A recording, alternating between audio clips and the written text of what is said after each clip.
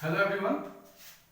तो मैं आया हूं आपके सामने बहुत ही इंपॉर्टेंट जो अभी आ चुका है न्यू एजुकेशन पॉलिसी 2020 का। ठीक है, इसका अभी तक प्रस्ताव पारित हो चुका है, ड्राफ्ट बनना है, कुछ कुछ अमेंडमेंट्स हैं। तो जो सबसे महत्वपूर्ण बातें सामने आ रही हैं उसके बारे में मैं आज आपसे डिस्कस करना चाहता हूं ताकि आपके लिए आगे समझना आसान हो। तो मैं जो बहुत इंपॉर्टेंट पॉइंट्स है वो मैं यहां पर लिख चुका हूं, जो मैं आपके सामने अभी डिस्कस करूंगा। तो बने रहिएगा वीडियो के अंत तक, और इसमें मैं आपको बताऊंगा कि कैसे अभी नया स्ट्रक्चर आपके लिए बेनिफिशियल होगा, कहां कहां पे क्या क्या कोर्सेज को ड्रॉप किया गया है। ठीक है, तो सबसे पहले समझते हैं अभी का सिचुएशन। तो अभी का जो सिचुएशन है, एक साल यानी कि भैया 2020, ये तो सबके लिए जो 9th पास है, जो 10th पास है, जो 11th पास है और जो 12th पास है, सबसे मेन अभी इनके बारे में सोचना है कि इनका क्या होगा, राइट। और जो ग्रेजुएशन में अपीयरिंग है, परस्यूइंग ग्रेजुएशन, ठीक है, तो मैं इनके बारे में इनको फोकस करके मैं बोलूंगा। ठीक है, तो अभी जो 9th पास हैं उनका तो एक साल गया, राइट। अभी वो एक साल गया, इसका मतलब ये है कि अब वो 2021 में बोर्ड्स का एग्जाम देने वाले थे, 10th का बोर्ड्स। अब ये क्या करेंगे, ये भी सोच रहे होंगे घर में बैठे बैठे, राइट। पढ़ाई हो नहीं रही है, स्कूल हो नहीं रहा है, ठीक है, उसके बाद ट्यूशंस मिल नहीं रहे हैं, ठीक है। तो अभी ये पूरा इनके लिए बर्डन आ चुका है, ठीक है। तो इनके बर्डन को कम करने के लिए सरकार ने अभी ये जो नया एजुकेशन पॉलिसी लाया है ना, इसके बारे में ये सारा डिटेल्स मैं इसमें अभी लिख चुका हूं। तो अभी मैं देखूंगा, आपको दिखाऊंगा। सबसे पहला चीज जो आ रहा है सामने कि 10 एंड +2, ठीक है, 10 +2 दोनों को स्ट्रक्चर को ड्रॉप कर दिया गया है, राइट। मतलब 2021 में बोर्ड्स के एग्जाम्स नहीं होंगे, ठीक है। 10 का और 10 +2 का एग्जाम्स बोर्ड्स का नहीं होगा। Alright, now new school structure के अनुसार, ठीक है, 5 + 3 + 3 + 4, राइट। तो इसको मैं क्रैक करता हूं। 5 का मतलब हुआ प्री, ठीक है। 3 का मतलब हुआ 1 to 5, 1 to 5 तक ये प्री स्कूलिंग। 3 मतलब +3 मतलब हो गया 6 to 6 7 8, 6 to 8 ये हो जाएगा आपका सेकेंडरी, राइट, ये हो जाएगा सेकेंडरी एजुकेशन। और 8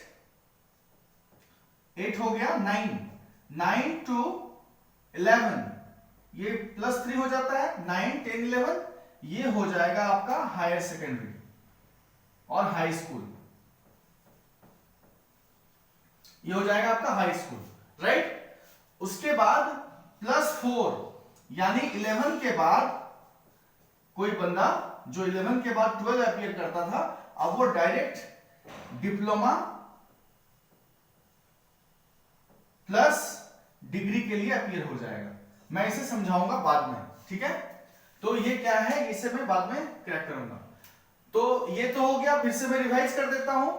class 1 2 3 4 5 pre school, 6 7 8 secondary school, 9 10 11 ये हो जाएगा हाई स्कूल, और 12 से ही आपका डिप्लोमा और डिग्री को मर्ज किया गया है 4 साल के लिए। इसे मैं, बहुत इंपॉर्टेंट पॉइंट है, इसे मैं बाद में समझाऊंगा। तो अब बात करते हैं क्लास 8 to 11 का, है ना। ये तीसरा इंपॉर्टेंट पॉइंट जो आ रहा है 8 to 11, ये 8 to 11 में बच्चे अपने सब्जेक्ट्स को चूज कर सकेंगे। सपोज वे लोग अपना मेजर और माइनर करके, सपोज साइंस रखना चाहते हैं, कॉमर्स रखना चाहते हैं, जो आप सीबीएसई में 10 के बाद चूज कर रहे थे, अब वो आप 8 के बाद से ही आप चूज कर सकते हैं। यानी आपको अगर कॉमर्स फील्ड चूज करना है तो आप कॉमर्स ले सकते हैं, आर्ट्स लेना है तो आर्ट्स रख सकते हैं, साइंस लेना है तो साइंस रख सकते हैं, क्लास 8 के बाद ही, ठीक है। 8 9 10 एंड 11, राइट, इन क्लासों में आप अपना सब्जेक्ट्स को चूज कर सकते हैं। जब आप 11 पहुंचेंगे तब यहां पर आपका बोर्ड होगा, राइट? यानी कि जो अभी 9th पास करके जो अभी 10th में गया है, राइट, तो उनका जो एग्जाम होना था 2021 में बोर्ड्स के लिए, वो अब नहीं हो रहा है। उनको अब अपीयर होना होगा 11 के लिए हाई स्कूलिंग, राइट? 11 के लिए यानी कि 2022 में उनका हाई स्कूलिंग कंप्लीट होगा। You got it? 11 में उनका हाई स्कूलिंग कंप्लीट हो रहा है। नाउ अब क्या है इसमें, एक और क्लॉज क्या है, जो 10 पास कर चुका है तो क्या उसे फिर से बोर्ड्स का एग्जाम देना होगा? तो आंसर है नहीं, उसे फिर से एग्जाम्स नहीं देना होगा 10th के बाद 11th में, राइट? क्योंकि ये जो एक साल है उसको मैनेज किया गया है, ये जो 2020 से 21 का जो सेशन है उसको मैनेज किया गया है। यानी कि वो बंदा पढ़ तो रहा है लेकिन वो 11 के बाद उसका फिर से हाई स्कूलिंग कंप्लीट हो रहा है, यानी कि वो अभी हाई स्कूलिंग कंप्लीट कर ही रहा है, लेकिन ये कथित तौर पे, लेकिन वो ऑलरेडी कर चुका है, उसके पास सर्टिफिकेट है। यानी कि अब वो एक साल के बाद 2022 में जब वो एडमिशन लेगा तो वो सीधा किस में ले रहा है? 12 में ले रहा है। 12 कौन सा हो गया? 12 हो गया डिप्लोमा प्लस डिग्री, राइट? इसको मैं समझा रहा हूं, डिप्लोमा प्लस डिग्री का क्या है फंडा, राइट? तो अब जो बंदा क्लास 9 में पास करके जो 10 में पहुंच चुका है, वो तो 11 में, मतलब कि एक साल बाद 2022 में वो क्लियर करेगा, फिर वो यहां पे 12 में अपीयर होगा, that is diploma and degree courses के लिए, राइट?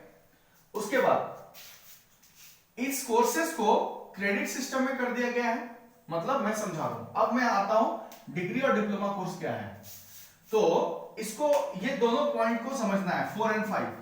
तो इसमें सर्टिफिकेट कोर्सेज हो रहे हैं, ठीक है? तो जो +4 की बात की गई है, यहां पर +4 की बात की गई है, ये डिप्लोमा प्लस डिग्री, मतलब उसे मर्ज कर दिया गया है, राइट? तो डिप्लोमा प्लस डिग्री में क्या हो रहा है कि आप अगर डिप्लोमा आप जैसे ही 11 हाई स्कूलिंग पास करते हैं, ठीक है, तो आप जैसे ही डिप्लोमा कोर्स के लिए अप्लाई करते हैं, अगर आप 1 साल की पढ़ाई करते हैं, ठीक है, तो और अगर आप पढ़ाई बीच में छोड़ देते हैं तो आपको मिलेगा बेसिक सर्टिफिकेट, ठीक है? अगर आप 2 साल की पढ़ाई करते हैं फिर छोड़ देते हैं, तब आपको मिलता है diploma certificate which is equivalent to intermediate, लेकिन इंटरमीडिएट का कॉन्सेप्ट खत्म कर दिया गया है।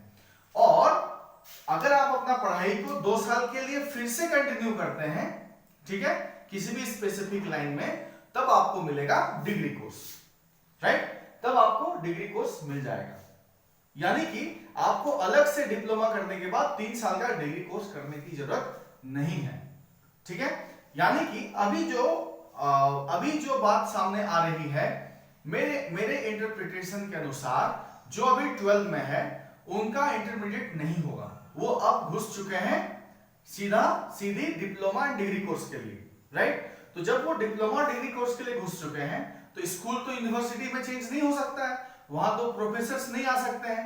यानी कि जब वो स्कूल से निकलेगा अगला साल, तो उसे एक साल का बेसिक सर्टिफिकेट का कोर्स का उसे सर्टिफिकेट मिल जाएगा, जिसके एवज में उसे यूनिवर्सिटीज में एडमिशन मिल जाएगा अगले 3 साल के लिए। ये मेरा इंटरप्रिटेशन करता है, और बाद में उसे फिर डिग्री कोर्स कंप्लीट करने के बाद मिलेगा, और अगर 1 साल में छोड़ देता है तो उसे डिप्लोमा के कोर्स का सर्टिफिकेट मिल जाएगा।